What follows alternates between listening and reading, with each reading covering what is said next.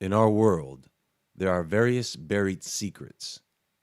Think about all the secret activities that may occur underground: the testing, the experimentation, the construction.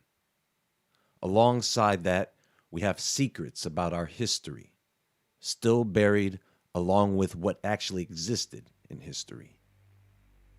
Now, if you have been paying attention for the past few years, you may have noticed that there have been a significant number of reports put out claiming that there is not one, but several anomalies buried beneath the ice of Antarctica. So far, we have been looking at these anomalies as beacons of wonder. And when you think about it, over the years, there have been quite a few stories and many claims about what is there. There have been explorers, scientists, engineers, pilots, military, tourists have been there. But not everywhere. Let's keep in mind that this is a continent, not a country, not an island, but a full-scale continent packed in ice. And it is big. Sometimes we imagine places like this and our brains tend to shrink the scale because the whole place looks pretty much the same. It would be extremely difficult for you or I to identify a random location in Antarctica from an image, unless there was a very distinct looking structure, man-made or natural. Today we are not here to discuss any one particular anomaly. Today I want us to take a step back and look at this continent and its happenings as a whole. What has been truly confirmed and what has not. Let's make a list. Let us map this out and see if we can make better sense of the big picture. Ladies and gentlemen, the ice of Antarctica is melting. That has been confirmed. And it has been melting for quite some time. There is land beneath the ice. What rests on its surface mostly has yet to be confirmed. At the end of the day, it doesn't matter, because they know they cannot possibly hide what is truly there without that ice. And in what will be the very warm year of 2021, it feels like the truth is beginning to surface.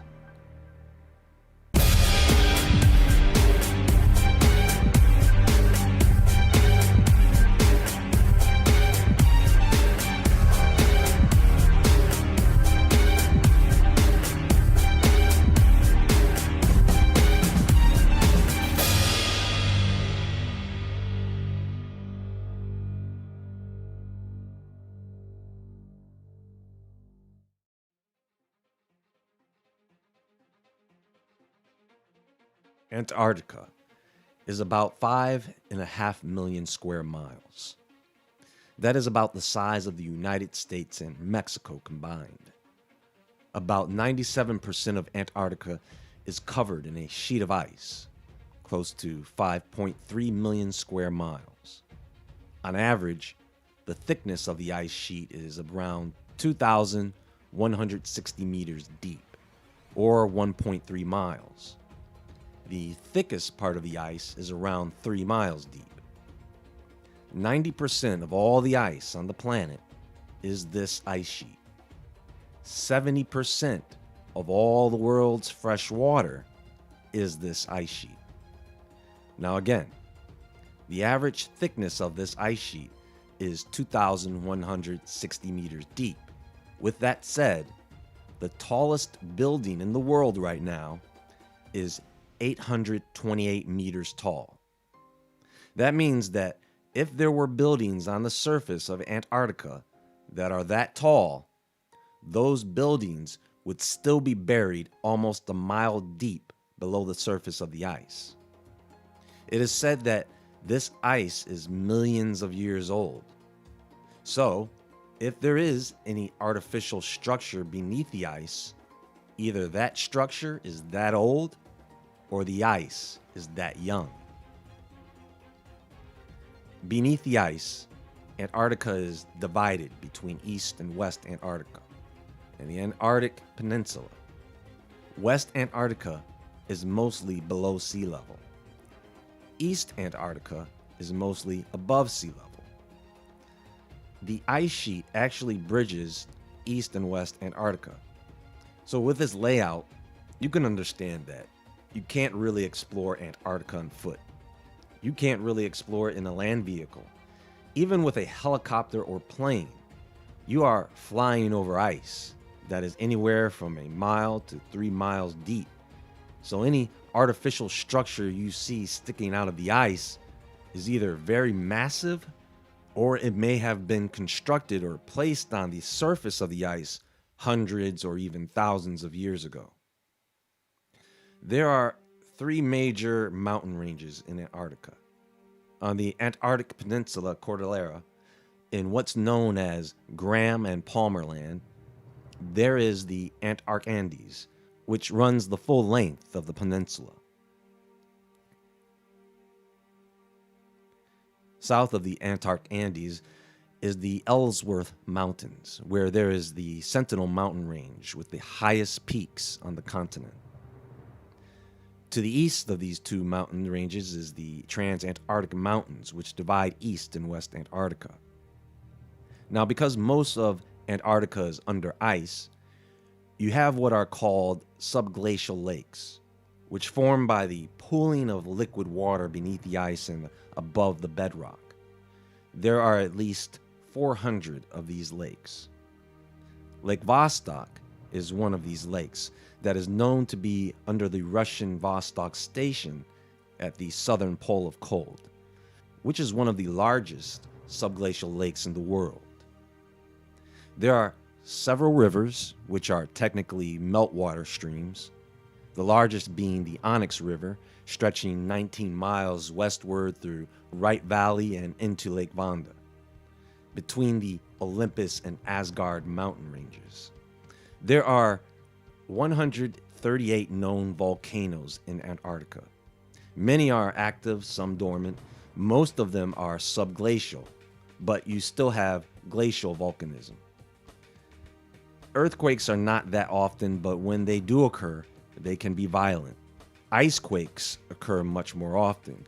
Most of the stations that detect seismic activity are along the edge of the continent, all but four. There are 70 permanent research stations across the continent, with the presence of 32 countries. It was the Antarctic Treaty that set the law of the land, which ensures Antarctica stays in pristine condition for future generations to enjoy, or when the northern hemisphere is no longer habitable. So, what about these stations they have scattered across Antarctica? Well, this started with the Brockrevink's hut in Cape Adare in 1889, and in 1902 with the Almond House. This house was put together by a Scottish expedition crew using materials found around Laurie Island, which today still stands as sort of a monument. Since 1902, several countries have visited Antarctica, but no real permanent stations were established then. Even New Schwabenland. Even though Germany did organize an expedition to a place Norway had already claimed, whether Germany had established a permanent secret base there or not is unknown. There still could have been a temporary base there, but all this falls apart by 1945. It was the British in 1943 that wanted to go in and really start claiming land. Word got out, then the Chilean government wanted some land too. Then Australia, then the US, then the Soviet Union and France, and then comes the Antarctic Treaty. Because the next thing you know, you're going to have all these countries fighting over land, screwing up the land and killing a bunch of people in the process. Countries could go in and build stations, but if a country wants to decommission a station or stop using it, they would have to remove it completely and restore the land to its original state. So now that we have this understanding of the continent, well, at least some, let's take a look at some of the anomalies that exist, or at least people have claimed to exist there. The first anomaly that anyone can see in Antarctica are actually the mountains. The fact that Antarctica has so many mountains under the ice and many peaking above the ice, if the ice sheet is millions of years old, as mainstream scientists claim, many of those mountains should have eroded away by ice erosion. But they haven't. Maybe I'm wrong. Vostok Station just happened to be built over Lake Vostok. It was an accident, I promise it was. What on God's green earth gave them any indication that there was a large lake 2 miles beneath the station? Well, a Russian geographer looked at the site and said, this is one big flat plain of ice in this area. I wonder if there is a lake underneath it all. Not only is there a lake there is a magnetic anomaly there as well that they can't explain because they know what it means if they try. Looks like the Russians picked a prime location to set up base, similar to the US McMurdo Station location, which is more like a small town than a station. Yet they wanted everyone to agree not to spoil the land. Anyway, what you have to understand here is that this environment is not hospitable to infectious diseases. Not just because of the weather. Obviously, if someone caught a cold and brought it onto the base, other people could catch the cold as well. But we are talking about an isolated location, free of these pathogens, ideally. In order to enter one of these bases, you have to be tested for these infections before you can go there. And then once you get there, you are quarantined for a few days before you can enter the population, according to policy. Oh, by the way, how do 36 people get infected with COVID on the Chilean research station? You want to know where this place is? Look, this is where this place is. I want to laugh, but it is not really that funny. What in the world are they doing down there? Really? I know Chile is right there, but this is not hard. Anyway, the US McMurdo Station. Look at this place. They made a city. You know how much terraforming you have to do to build this place? So we all know that treaty was just a bunch of words on paper. Worthless at this point. Check this out. Does this look like they are holding down the treaty to you? Aren't they supposed to be doing research? I'm being facetious here, folks, but what else would you expect from human beings? I mean, you guys know that they had a nuclear power plant there at one time.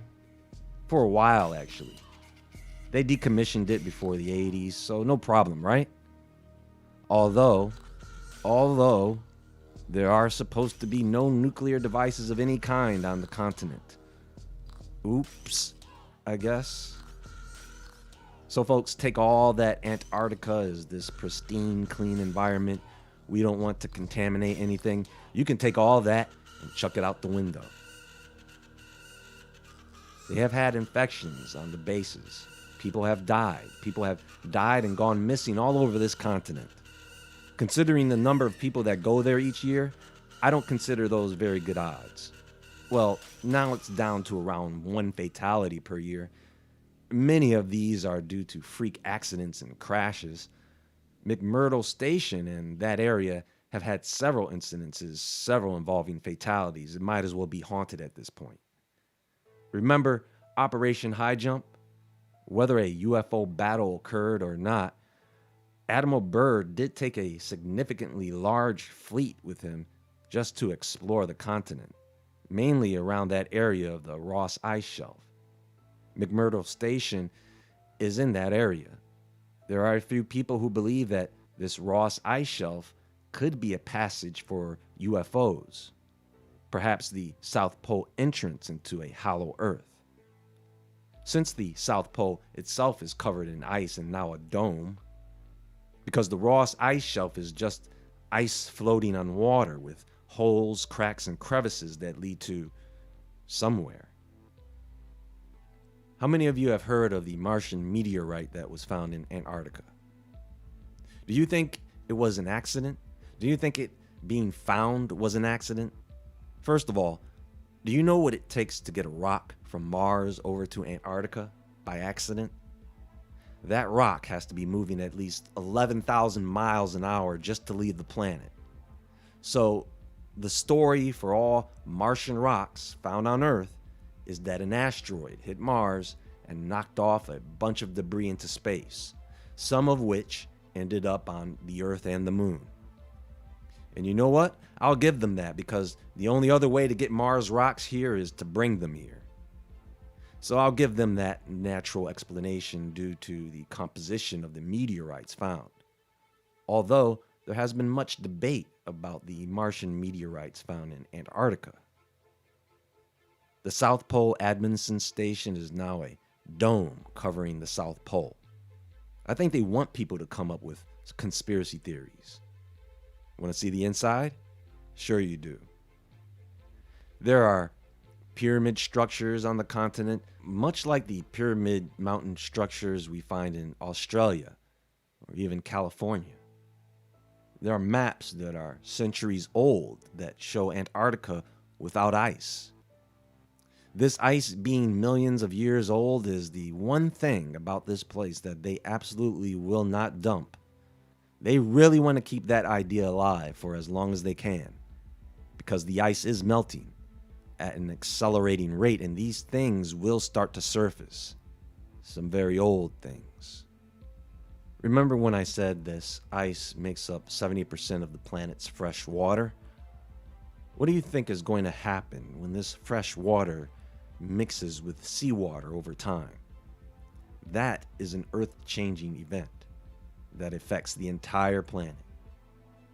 Now, UFOs, or should I say spacecraft, sticking out of the ice are not hard to come by when researching this stuff.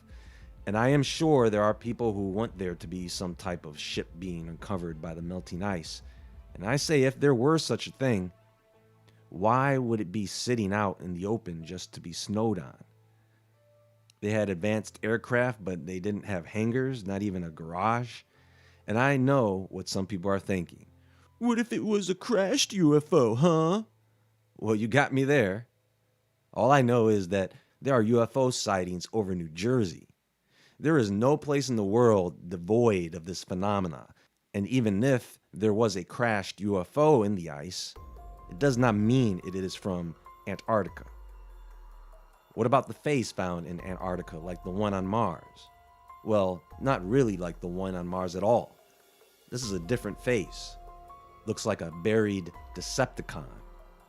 After all, they are more than meets the eye. But this can be explained away with pareidolia, just like with everything else. They have explanations for a lot of it, which are really just theories, opinions. Google Earth, of course, people have put out several images of strange structures found on the continent that almost never look like anything natural, but we could never conclude that they are artificial. So we have to wait to see what the melting reveals. Aside from that, there have been dozens of strange creatures discovered beneath the ice and around the continent. Very primitive species of animals. And then there are, of course, legends of larger beings. When I think about the kraken stories off the coast of Antarctica or giant squids, and then you hear stories about organism 46b that the Russians may have encountered. You have movies like The Thing and H.P. Lovecraft's Cthulhu creatures, which tops them all. The Shoggoths. Why is it that these Lovecraft monsters are probably the most common monster in many, many monster movies? I do not believe that whatever is hidden under the ice will be completely exposed anytime soon.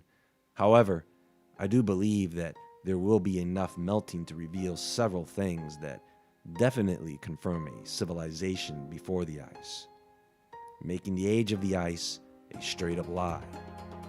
That, and maybe our origins. There is plenty more to come on Antarctica soon, so stay tuned. Until next time, be sure to visit woodwardentertainment.com and the Woodward Entertainment store. I do want to talk about this monster that we keep seeing over and over again. But until then, everyone, as always, stay awake, Stay aware, stay safe, and I'll talk to you all soon.